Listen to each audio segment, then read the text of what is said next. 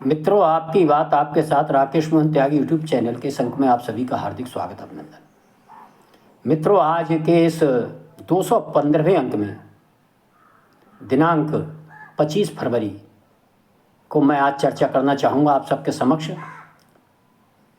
दो चित्रों की जवानी, भारतीय राजनीति में परिवर्तन की कहानी। मित्रों, मैं सर्वप्रथम एक चित्र की ओर आप सभी का ध्यान दिलाना चाहूँगा। हम सबने देखा है पिछले वर्ष 4 जून 2024 को चुनाव परिणाम भारतीय जनता पार्टी आदरणीय नरेंद्र मोदी जी की आशाओं के अनुरूप जिस प्रकार आना थे वह किन्हीं कारणों से नहीं आ पाए, इसकी बहुत चर्चा हो चुकी है।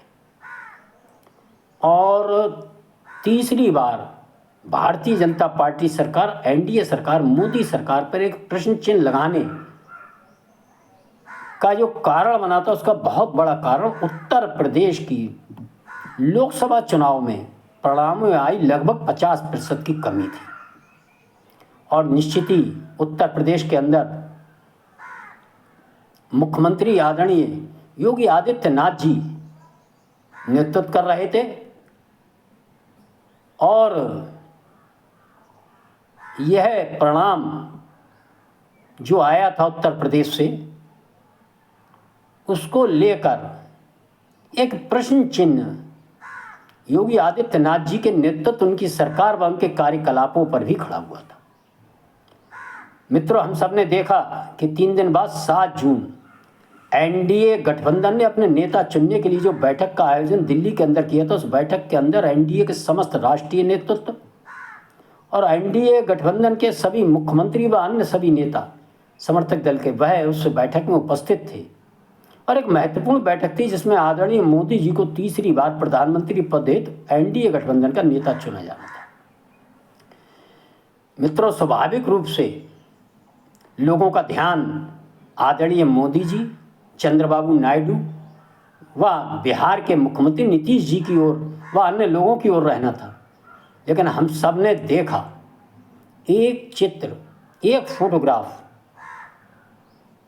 जो रह रहकर कैमरा दिखा रहा था, सारा देश देख रहा था। वह फोटोग्राफ था उत्तर प्रदेश के मुख्यमंत्री योगी आदित्यनाथ जी का।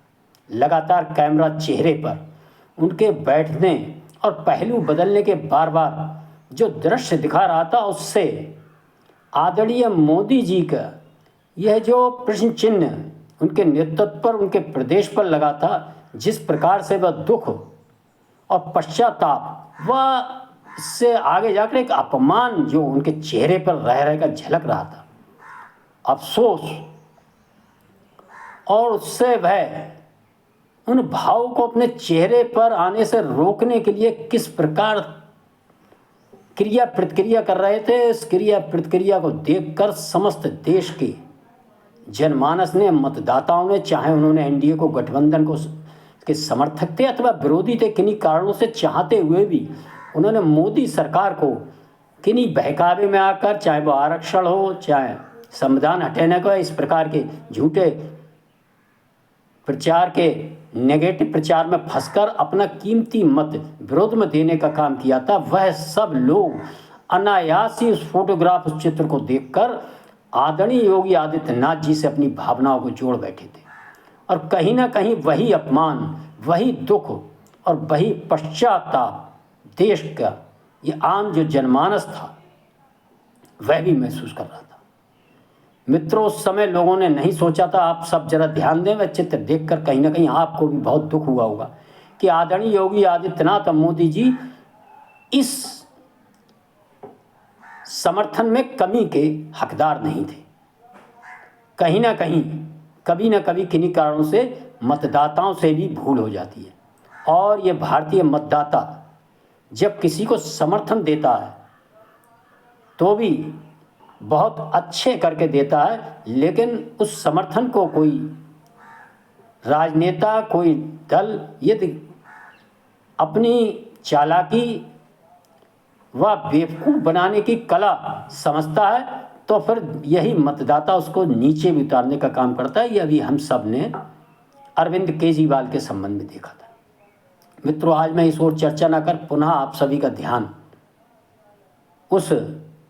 ओर ले जाना चाहता हूं कि 7 जून की जो बैठक थी, आदरणीय मोदी जी ने किस प्रकार मिलते हुए योगी आदित्यनाथ जी के मनोभाव को समझते, उनको सांत्वना देते उनके पीठ पर जो हाथ थपथपाया था, वह हाथ थपथपाने का जो चमत्कार था वह कहीं ना कहीं देश के जनमानस ने भी समझा और उसको महसूस किया। और आप सबने देखा कि इसके बाद जो भी चुनाव हुए, जो यूपीए गठबंधन इंडी गठबंधन अपने को बड़ा विजयी मानकर चल रहा था, किस प्रकार लगातार धूल धूसरित हुआ और भारतीय मतदाताओं ने उस पश्चाताप को अपने ऐसा लगा हृदय से लगाकर उस पश्चाताप को दूर करने के लिए अपने प्रबल जन समर्थन से तीसरी बार हरियाणा के अंदर पूर्ण बहुमत की सरकार बनाई। और जो महाराष्ट्र का चुनाव था वो तो अप्रत्याशित परिणाम आया था, न भूतो न भविष्य। वहाँ इंडी गठबंधन को बिल्कुल धूल धूसरित करते हुए भारतीय जनता पार्टी एनडीए गठबंधन की पूर्ण बहुमत की सरकार बनाई। और जो भी परिणाम उपचुनाव जो उत्तर प्रदेश के अंदर आए, किस प्रकार आपने देखा कि विपरीत परिस्थितियों वाली सीटें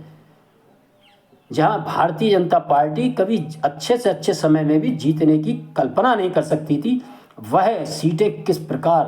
प्रचंड बहुमत के साथ भारतीय जनता पार्टी को पश्चाताप की अग्नि में जलते हुए मतदाताओं ने किस प्रकार प्रचंड बहुमत के साथ जिताई। दिल्ली के अंदर लंबे समय बाद 27 वर्ष बाद किस प्रकार बहुमत के साथ भारतीय जनता पार्टी की सरकार को बनाने का काम किया। निश्चित ही इन सब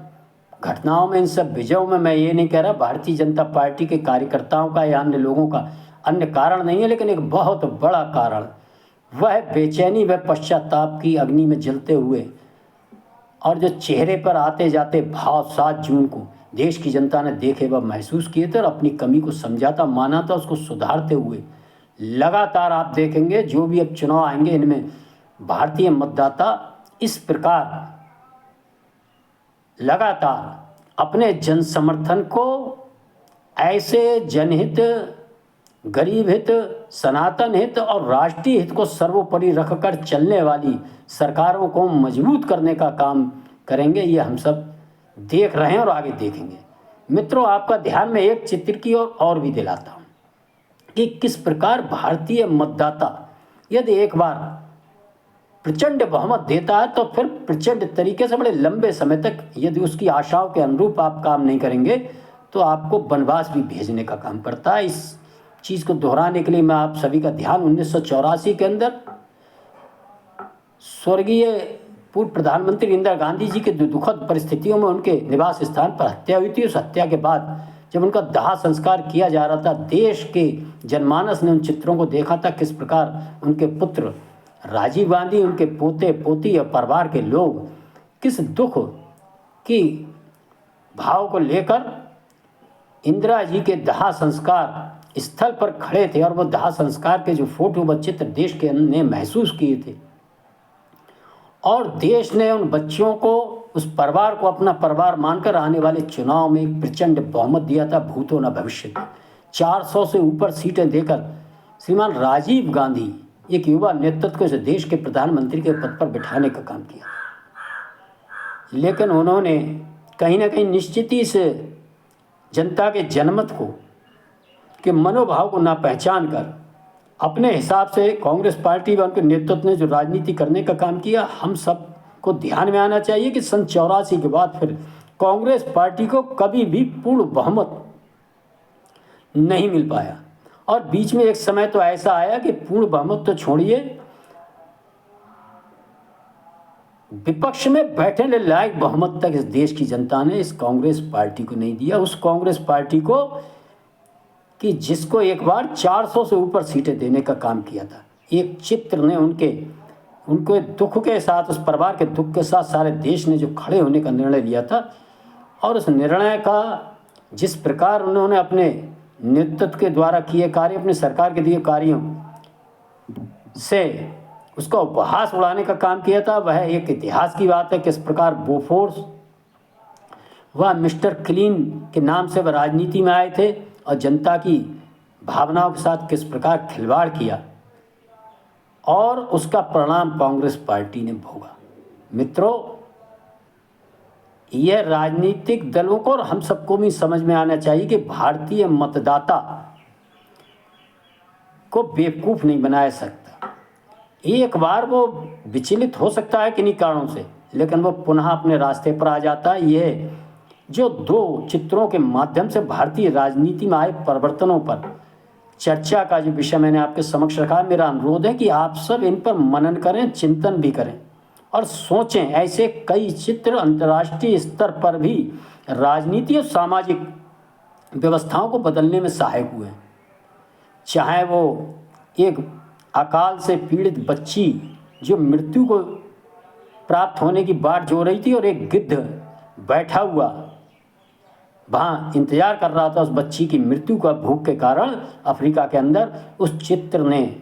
एक चित्र ने पूरे विश्व को झकझोरने का काम किया था। चाहे वो एक सीरिया का कोई बच्चा छोटा सा समुद्र में अवैध अप्रवासी अपने परिवार के साथ जा रहा था और किस प्रकार समुद्र में उसकी लाश